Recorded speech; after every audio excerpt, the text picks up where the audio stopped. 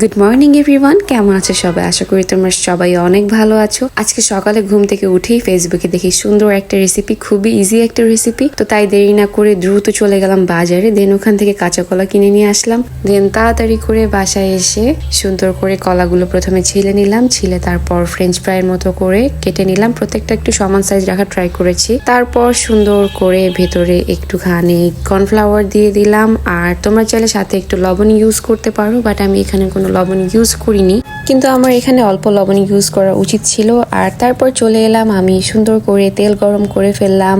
আর গরম হয়ে গেল তেল, তারপর একটা দিয়ে ট্রাই করলাম যে তেল গরম হয়েছে কিনা। তারপর সব দিয়ে হালকা ভাবে নাড়লাম, না হলে কর্নফ্লাওয়ার গুলো গা থেকে পড়ে যেতে পারে। তারপর যখন একটু বেশি ব্রাউনিশ হয়ে গেছে তখন নাড়াচাড়া শুরু করলাম। আর এই দেখো কি সুন্দর একটা লুকস এসেছে। ফ্রাই করার পর ওপরে আমি হালকা বিট লবণ আর ধনিয়া গুঁড়া ছিটিয়ে দিয়েছি। তোমরা চাইলে একটু জিরা গুঁড়াও ট্রাই করতে পারো দিয়ে, বাট আমার কাছে ছিল না, সেই জন্য দিতে পারিনি। আর এই গরম গরম অবস্থায় আনিশা ট্রাই করলো, ওর কাছে অনেক বেশি ভালো লেগেছে। ও সবটুকু খেয়েছে, দেন আবারও খুঁজছিল আর আছে কিনা। তো তোমরা রেসিপিটা অবশ্যই ট্রাই করো, আর কেমন লাগলো রেসিপিটা অবশ্যই কমেন্টে জানিও। টাটা।